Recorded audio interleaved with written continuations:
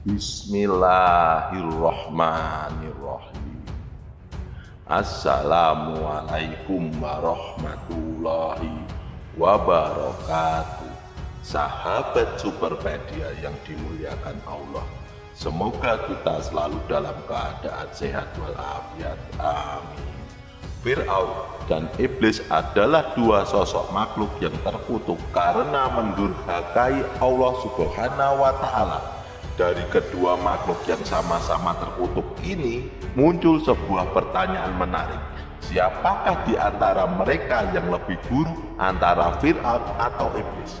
Untuk menjawab pertanyaan ini, terdapat sebuah buku yang mengupas tentang dialog antara Fir'aun dan iblis.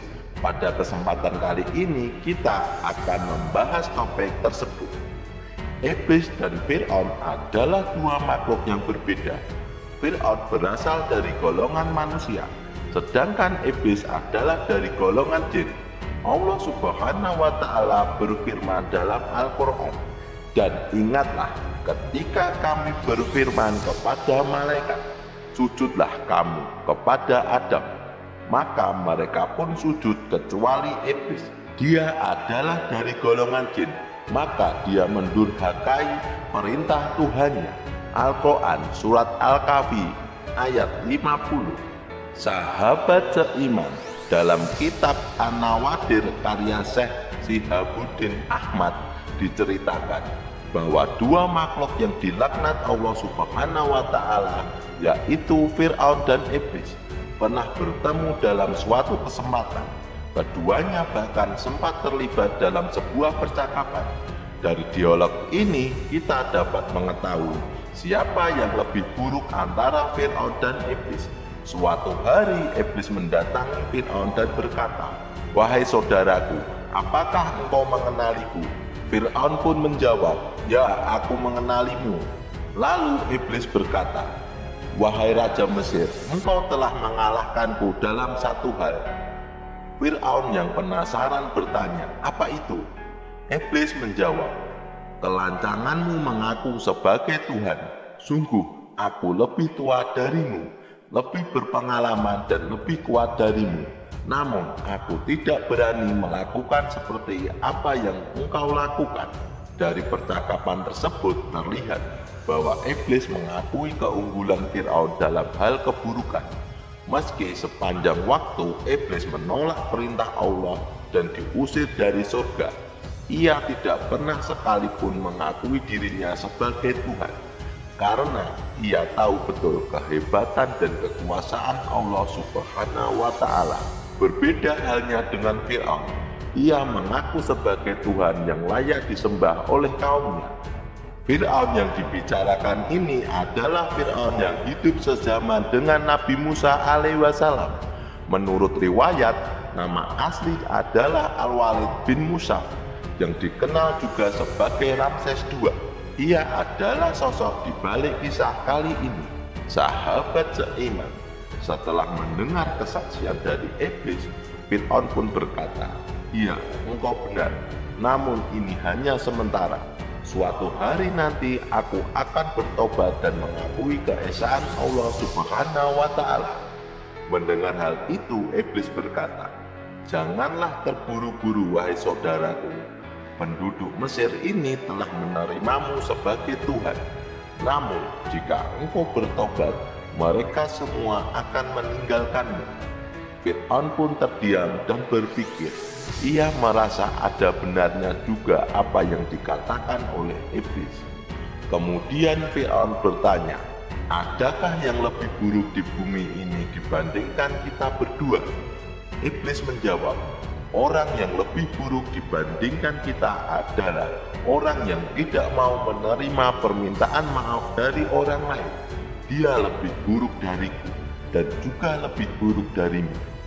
Islam selalu menganjurkan kita untuk mewujudkan ukhuwah Islamiyah atau persaudaraan sesama muslim. Allah Subhanahu wa Ta'ala berfirman, "Sesungguhnya orang-orang beriman itu bersaudara. Sebab itu, damaikanlah dan perbaikilah hubungan antara kedua saudaramu itu, dan bertakwalah kepada Allah supaya kamu mendapatkan rahmat. Al-Quran Surat Al-Hujurat ayat 10. Permintaan maaf dan menerima maaf adalah dua hal yang sebenarnya sulit dilakukan oleh manusia. Rasanya seolah-olah kita harus memindahkan sebuah gunung dari satu tempat ke tempat lainnya. Maka tak heran jika orang yang tidak memiliki sifat pemaaf akan disandingkan dengan sosok seperti Fir'aun dan Iblis. Oleh karena itu, orang yang mampu memaafkan kesalahan orang lain akan dihadiahi ampunan oleh Allah Subhanahu wa Ta'ala atas dosa-dosanya di dunia. Rasulullah SAW bersabda, barang siapa yang memaafkan saat dia mampu membalas, maka Allah akan memberinya maaf pada hari kesulitan. Hadis riwayat Tabrani. Jika seseorang memiliki kesalahan kepada sesama, bahkan jika kesalahan itu fatal dan sulit dimaafkan, kita perlu ingat bahwa memaafkan justru menambah kemuliaan seseorang. Apabila seseorang memaafkan, maka Allah Subhanahu wa Ta'ala akan menambah kemuliaannya. Hal ini sesuai dengan sabda Nabi Muhammad SAW. Tidaklah seseorang memaafkan kecuali Allah menambah kemuliaannya. Hadis riwayat Muslim. Barang siapa yang didatangi saudaranya yang hendak meminta maaf, hendaklah memaafkannya. Tidak peduli apakah dia berada di pihak yang benar atau salah. Dan apabila ia tidak memaafkan, niscaya ia tidak akan mendatangi telagaku di akhirat. Hadis riwayat Al-Hakim. Dalam hadis riwayat Imam Al-Hakim lainnya dikisahkan bahwa pada suatu hari Rasulullah SAW sedang berkumpul dengan para sahabat. Di tengah perbincangan itu, tiba-tiba beliau tersenyum hingga tampak giginya. Sayyidina Umar bin Khattab yang berada di situ pun bertanya, "Ya Rasulullah, apa yang membuat engkau tertawa?" Nabi Muhammad SAW menjawab dengan sebuah kisah. Beliau bersabda, "Aku diberitahu oleh malaikat bahwa pada hari kiamat nanti ada dua orang yang duduk di simpuh sambil menundukkan kepala di hadapan Allah Subhanahu wa Ta'ala. Salah seorang dari mereka mengadu kepada Allah, 'Ya Rob, ambilkanlah kebaikan dari orang ini untukku, karena dulu dia pernah berbuat zalim kepadaku.'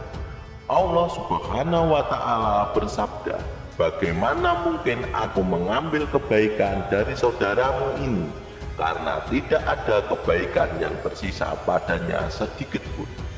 Orang itu pun berkata, 'Ya Rob, kalau begitu biarlah dosa-dosaku dipikul olehnya.'